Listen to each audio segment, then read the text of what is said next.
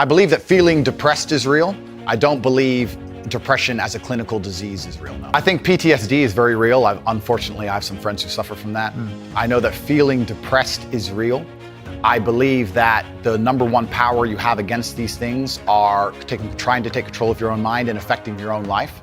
I believe that it's not healthy to hand over all your power and believe that depression is an outside disease that you can't affect. I know that when I've had difficult periods in my life, and also many of my friends, like I've said, suffer from PTSD and been through terrible things. I've lived a very difficult life, and I know people who have, that the things that made them feel better is when they woke up and said, you know what, I'm not gonna allow this to damage me anymore. I'm gonna take responsibility. I'm gonna get up and I'm gonna fight this as hard as I can. If someone comes to me and says, I'm clinically depressed, or I feel very, very sad, I would say the first thing you need to do is stop accepting the identity of a clinically depressed person. Stop accepting you have no control over this. And what you need to do is stop identifying that way, and let's work together to try and fight against it. And my point is that a lot of people who are clinically depressed are suffering with something in their life, and if you fix the problem in their life, perhaps they won't feel depressed anymore. That's not a disease. Yeah, but Andrew, that's situational. I don't believe in things that take power away from me. I can't become clinically depressed. Why do you know? Because I don't believe in it.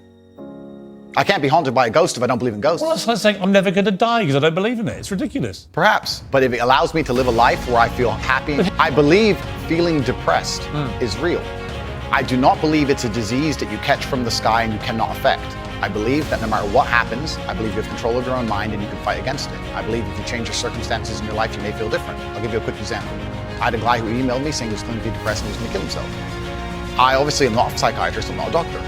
I told him, because I replied to my emails. I said, have you been to a psychiatrist? He said, yes, I'm clinically depressed. I've been on these pills, this amount of time. I'm on antidepressants and it doesn't work. I said, I don't know what to say to you besides this.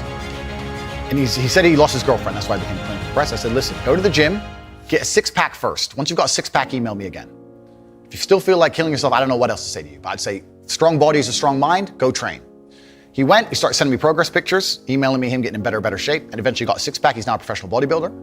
And he said, I can't believe I was considering that. I feel so much better, etc. The doctor who was telling him he was clinically depressed and couldn't cure it, he started taking control of his own life, and now he felt better. I disagree that if you feel depressed, I disagree that you cannot affect it and change your life and take control and fix yourself and feel happier. I disagree with that. Do you think? I refuse to accept that there are people out there who cannot become happy, contented individuals. I refuse to accept we live in a world where God has created people who, no matter how hard they work and how good their life becomes, can't be happy. I don't accept that. I accept that the universe is a very giving place and that God loves all of us. And if you try your best and you work hard, you can become a better person. And I also will argue with you, and I'll counter the point that you sitting here on your platform telling people they have clinical depression, there's nothing they can do about it, is far more dangerous. Okay, well then, if they have clinical depression... Why do you misquote me? No, because you're saying... You hate being misquoted. No, you're saying if people have clinical depression, then they have nothing to do about it. They go to a doctor and they get diagnosed and they get help. Then I would argue the point that if somebody... It's the opposite of what you just said I said. I would argue the point that if somebody has depression of any kind, whether it's clinical, whether it exists or not, whether they feel depressed or not, whatever,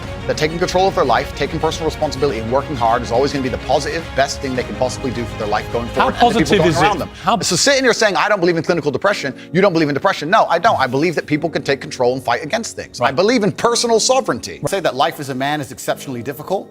I say the most beautiful and the most terrifying thing about being a man is you're born without value. Society doesn't care about you. You're only going to be cared about based on how useful you are. You have the chance to build yourself up and become a superhero if you're prepared to do the hard work and be indefatigable enough to never quit.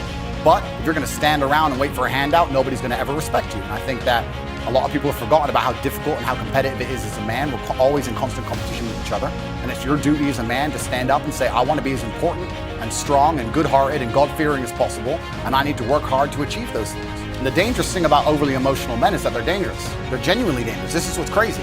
All these people who talk about toxic masculinity and how bad it is for men to be traditionally masculine. A traditionally masculine man does things he doesn't feel like doing because it is his duty to do that. He charges into the building because it is his duty. Not because he feels like it, because it is his duty. We're now teaching the new generation of men that they don't have duty and they can just act on their feelings and act how they feel, and they don't have to act as a man should. Do you know what happens when you get men who just act how they feel?